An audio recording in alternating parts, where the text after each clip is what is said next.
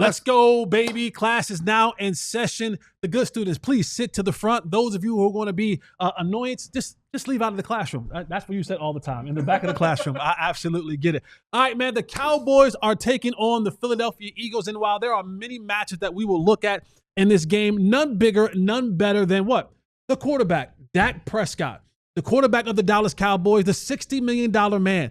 If there is one entity that gives Dak Prescott a little bit of trouble in his NFL career, it has been one Vic Fangio. I know it ain't Jalen Hurts. Dak's 2-1 against Hurts. 67% chance the boys win this game. Vic Fangio is the defensive coordinator of the Philadelphia Eagles. And one of the things that when you're looking at how this thing all comes about, that Vic Fangio uses against Dak Prescott doesn't break his tendencies of how he likes to run zones. It's like, what type of zone that he uses against Dak Prescott. And we're going to look at the cover 6 zone. Cover 6 zone, look right here. Just think about this. 6, the number 6. Well, what does that mean, Jesse? It means half the field will be in cover 4. The other half will be in cover 2. You see your screen, the right side of the screen, that's cover 4. The left side of the screen is cover 2. This makes cover 6 defense. This is what Vic Fangio likes to use a lot of the time versus Dak Prescott. Let's look at it. All right, so when you look at this thing right here, as you can tell, Vic Fangio, he is a zone-based defensive coordinator. But when you look at what he does on a normal basis in cover 6, 19% of the time, he uses cover 6 for everyone else in the league. Oh, but against Dak Prescott, that jumps to a staggering 31% of the time. Vic Fangio is using cover 6 zone defense against Dak Prescott. Part of the reason why this is happening is because he's making Dak Prescott have to sift through a bunch of different defenders.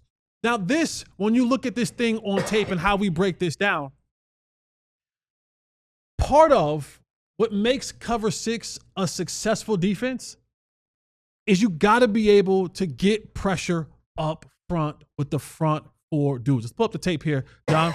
All right, so when we look at this coverage right here, this is Vic Fangio when he was with the Miami Dolphins. When you look right here, right? So we're going to have cover 6 defense. The important thing about cover 6 defense is you have to be able, for it to be successful on the back end, to create pressure with your front 4 people. Here's where we're going to have it. The bottom of the screen right here, you're going to have the cover 2 portion of cover 6. You're going to see that safety. He's going to have that cover 2 hash. Jalen Ramsey at the bottom. He's going to have that flat. You're going to see that linebacker push over. So these are all the zones that they're looking at where these guys are at.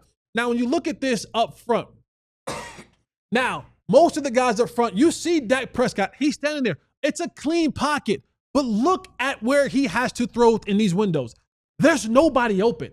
There's nobody open at this particular time. Chunk this thing down the left sideline 900 yards. We got a chance now. You might have a chance, but again, you have to understand where it's a steal shot. So we don't quite know where his eyes are at this particular time.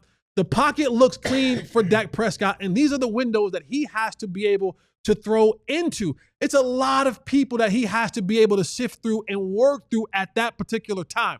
Now, when you go to the next clip, you'll see one of the things that Vic Fangio likes to do when you start really watching this in full motion is with his front 4, he's going to use a lot of the tackle in stunts, meaning his defensive end stunts, TE stunts. The stunts. Your defensive end, which is Chubb in this one, he's going to smash down. The D tackle is going to wrap around. What they want to do is they're trying to push Dak Prescott out of that pocket to his left. Dak is a right-handed quarterback.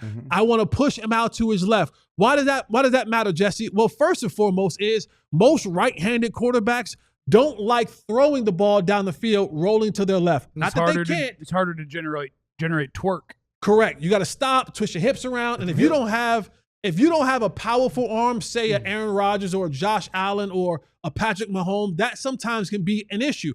Also, and that is, if he is rolling right, guess what he no longer has vision of anymore?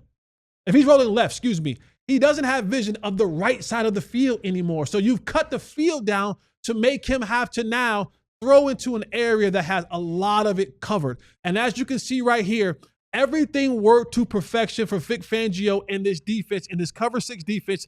They got the pressure that they needed and won it up front by their front 4 down linemen. On the back end, everybody's in their zone, eyes to the quarterback. They're watching where the quarterback is going. Linebackers are spying on the quarterback, moving as he moves. When his eyes move, they shift in their move.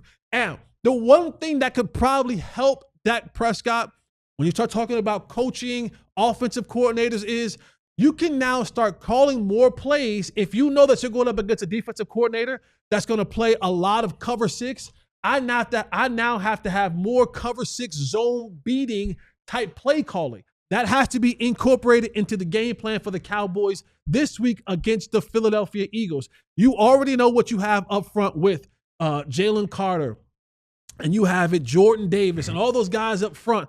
They're going to be able to create some pressure. We talked about it earlier in our show. Tyler Guyton is coming back playing left tackle this week, who hasn't played in a while. Tyler Booker, welcome to the National Football League. He has 28 preseason snaps. We don't really quite know what he's going to be at that right guard position against this front.